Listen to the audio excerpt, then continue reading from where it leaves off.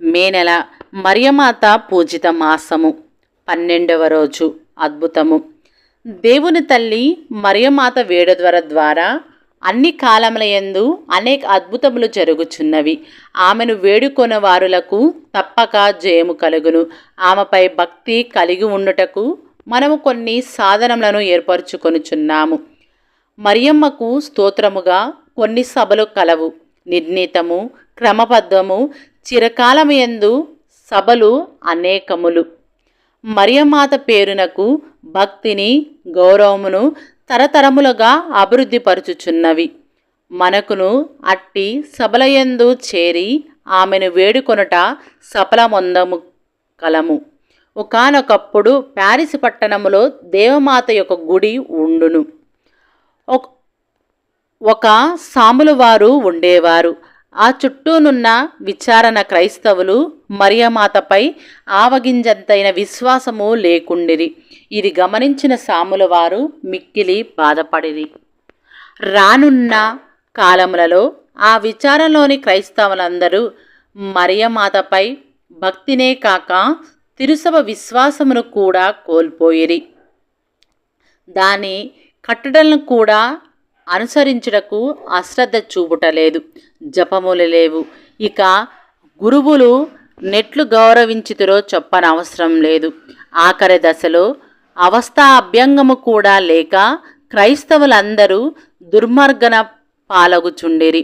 ఇట్టి ఘోర పరిస్థితిని, ఆత్మల వినాశమును చూచి ఆ సాముల వారు చాలా దినములు బాధపడి వారిపై అనేక విధముల జపించుచుండిరి. ఇట్లుండగా ఒకనాడు సాముల వారికి మనసులో ఒక తలంపు కలిగినది.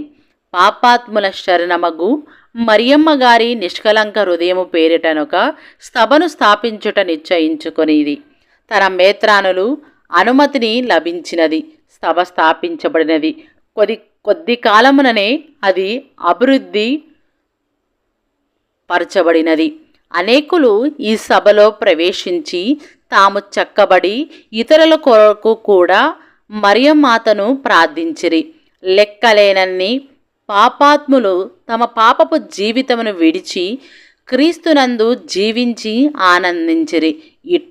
ఇట్లు ఆ విచారణ ఎంతటా అద్భుత రీతిన మారిపోయినది.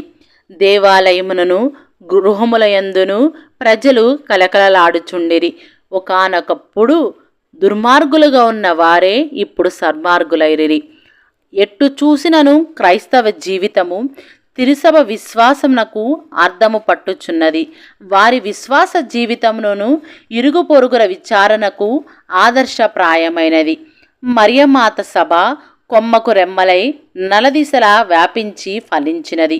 క్రైస్తవ సహోదరులారా, మనమును దేవమాత యందు భక్తి కనబర్చుటకు మాత్రమే కాక దేవమాత సభయందు చేరి సంఘ ప్రార్థన ద్వారా పాపుల శరణమగు మరియమ్మను పాపుల కొరకు వేడుకొందుము. మరియమాత సభలు మన దైవభక్తిని, విశ్వాసమును అభివృద్ధి చేయును. ప్రపంచమున ఎక్కడున్నను ఆ మరియమాత సభల ద్వారా మనమందరము ఒక్కడే.